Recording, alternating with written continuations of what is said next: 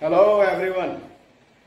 आज हम लोग अकाउंट्स के क्लास 11th के जो एक चैप्टर है बेसिक अकाउंटिंग टर्म्स, इसमें अकाउंट में जो सारे वर्ड यूज में आते हैं उसके क्या मतलब है वो मैं आपको बताऊंगा। और ये जानना हमारे लिए बहुत ही जरूरी है, क्योंकि अगर इसे नहीं जानते हैं तो जैसा कि हमें पता है अकाउंट्स बिजनेस का लैंग्वेज, तो बिजनेस का लैंग्वेज तभी वो सारे वर्ड्स मिलकर ही बनते हैं, और उसका मतलब ही पता नहीं रहेगा तो हमें लैंग्वेज कहां से समझ में आएगा। तो उसी को आज शुरू करते हैं। तो स्टार्ट करते हैं एसेट से। एसेट यानी संपत्ति, हिंदी होता है जिसका संपत्ति। बिजनेस में वो सारा सामान जिसका मालिक बिजनेस है और जो बिजनेस के लिए यूजफुल है उसे हम संपत्ति, एसेट कहते हैं। ये एसेट दो तरह के होते हैं, एक नॉन करेंट एसेट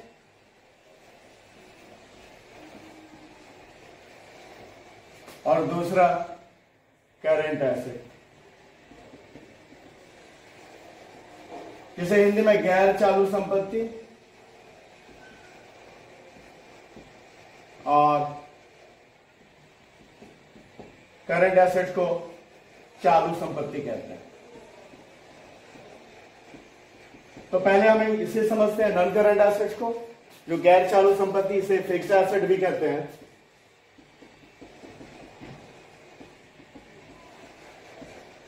तो फिक्स्ड एसेट जो बिजनेस में लंबे समय तक यूज में आएगा, more than one accounting year, जो बिजनेस में कई साल तक, जिसे हमने बिजनेस में रखा है तो वो कई साल तक बिजनेस में यूज होगा और ये बिजनेस के प्रॉफिट कमाने की क्षमता को बढ़ाता है, इसे फिक्स्ड एसेट कहते हैं। इसके एग्जांपल्स हैं लैंड, बिल्डिंग, प्लांट, मशीनरी। नहीं, इसके पहले हम लोग समझ लेते हैं कि ये जो गैर चालू संपत्ति है इसे भी हम दो भाग में बांट सकते हैं। एक हो गया टेंजिबल एसेट और दूसरा इनटेंजिबल एसेट। अब ये टेंजिबल एसेट, इसे दृश्य संपत्ति कहते हैं हिंदी में, और इसे अदृश्य संपत्ति। अब फर्क क्या है दोनों में?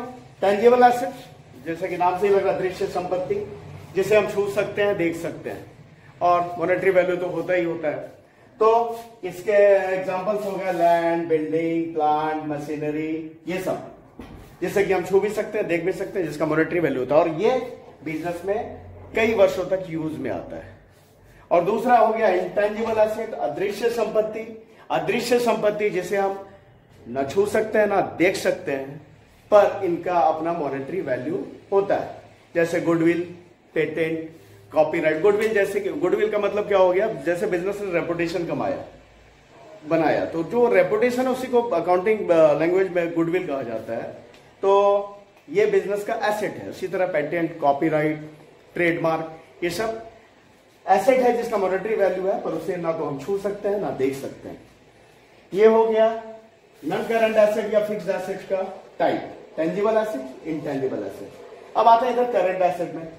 करंट एसेट जो है बिजनेस को उसी अकाउंटिंग ईयर में सिर्फ बेनिफिट देता है, उसके बाद वो खत्म हो जाता है। करंट एसेट्स को या तो हम फिर से बेचने के लिए खरीदते हैं या उसको जल्दी साल भर के अंदर कैश में कन्वर्ट कर लेते हैं, उसको साल भर में कैश में बदल लिया जाता है।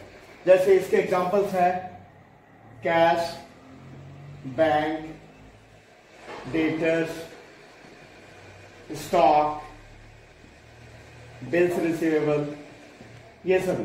अब ये हो गया करंट एसेट। अब करंट एसेट से ही पार्ट निकल जाता है लिक्विड एसेट, जिसे तरल संपत्ति कहते हैं हिंदी में। अब फर्क क्या है, जो करंट एसेट्स है उसी में से कुछ एसेट ऐसे हैं जिसे हम लिक्विड एसेट भी बोलते हैं। फर्क क्या है कि जैसा कि मैंने आपको बताया कि करंट एसेट्स को आइदर वो तो साल भर में खत्म हो जाएगा, साल भर विद इन अ ईयर, या उसे फिर साल भर के अंदर कैश में बदल दिया जाएगा। अब लिक्विड एसेट्स क्या है, उसकी जो कन्वर्टिबिलिटी रेट है कैश में, वो करंट एसेट्स के कंपैरिजन में और तेज है। जैसे इसके एग्जांपल्स हैं कैश, मार्केटेबल सिक्योरिटीज,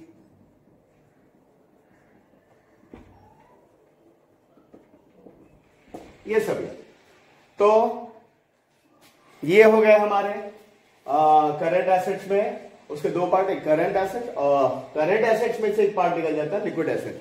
अभी इसे अगर ऐसे ही देखें तो जितने भी सारे करंट एसेट्स हैं उसमें से प्रीपेड एक्सपेंस और स्टॉक को छोड़कर बाकी जो भी है वो लिक्विड एसेट भी है। एसेट्स के बाद बारी आती है लायबिलिटीज की। तो लायबिलिटीज सबसे पहले समझते हैं लायबिलिटीज क्या है। लायबिलिटी दायित्व है। लायबिलिटी बिजनेस को जो भी कुछ दूसरे को चुकाना है, देना है, वो बिजनेस का लायबिलिटी है। इसे भी दो पार्ट में हम कर लेंगे।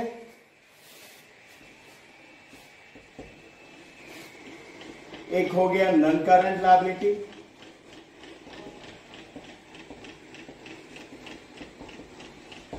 और दूसरा करंट लायबिलिटी।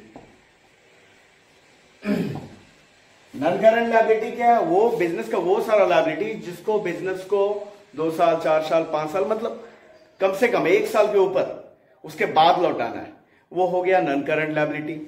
और करंट लायबिलिटी बिल्कुल करंट एसेट और फिर नॉन करंट एसेट की तरह ही है। टाइम का जो ड्यूरेशन है नॉन करंट के लिए जो साल भर के बाद लौटाना है, एटलीस्ट साल भर के बाद, 2 साल, 4 साल, 5 साल में लौटाना है, देना है, चुकाना है, वो हो गया नॉन करंट लायबिलिटी। और करंट लायबिलिटी जो बिजनेस को साल भर के अंदर ही within an accounting year जिसे लौटाना है, वो करंट लायबिलिटी है। इसके एग्जांपल्स हैं, जैसे बैंक लोन लिया, बिजनेस के द्वारा लिया गया, या डिबेंचर्स, ये सभी लॉन्ग टर्म लायबिलिटी है जो बिजनेस को ये जो, या कोई सिक्योर्ड लोन कोई लिया गया बिजनेस के द्वारा, तो ये सब बिजनेस क्या है कि 2 साल, 4 साल, 5 साल में लौटाएंगे। तो वो जो लायबिलिटी है वो हमारा लॉन्ग टर्म लायबिलिटी जो है वो नॉन करंट लायबिलिटी या लॉन्ग टर्म लायबिलिटी भी कह सकते हैं उसको। और दूसरा हो गया करंट लायबिलिटी। करंट लायबिलिटी वो लायबिलिटी जो बिजनेस को उसी अकाउंटिंग ईयर के अंदर जल्दी से जल्दी चुका देना है। जैसे इसके एग्जांपल्स है क्रेडिटर्स। अब क्रेडिटर्स क्या होता है ये हम आगे समझेंगे। क्रेडिटर का मतलब, क्रेडिटर भी एक वर्ड है अकाउंट्स का, तो इसका मतलब हम लोग आगे समझेंगे। या बैंक ओवरड्राफ्ट। बैंक ओवरड्राफ्ट इसको बैंक का कर्ज ही समझ जाइए अभी, हालांकि बैंक ओवरड्राफ्ट का मतलब भी आगे हम लोग समझेंगे, ठीक है। तो या बिल्स पेएबल,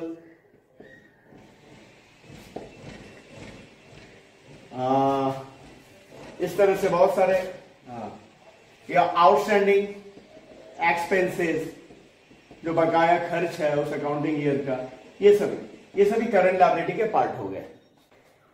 लायबिलिटी निकालने का फॉर्मूला, लायबिलिटी पता करने का फॉर्मूला क्या होगा? तो liability is equal to assets minus capital.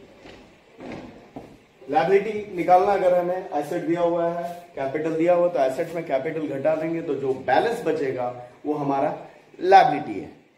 इसी तरह एसेट, जिसके बारे में हमने इसके पहले डिस्कस किया कि एसेट क्या होता है, तो एसेट निकालने के लिए क्या फॉर्मूला, तो क्या करना है, asset is equal to liability plus capital, तो हमारा एसेट्स फाइंड आउट हो जाएगा। तो इस वीडियो में हम लोग यहीं तक अकाउंटिंग टर्म्स को समझते हैं। इसके आगे के जो भी सारे अकाउंटिंग टर्म्स हैं नेक्स्ट वीडियो में उसे देखेंगे और समझेंगे। उम्मीद करते हैं आपको समझ में आ रहा होगा, और अगर वीडियो आपको समझ में आया, आपको इससे कुछ सीखने को मिला, तो इसे लाइक करना, सब्सक्राइब करना भूलेंगे नहीं। Thank you.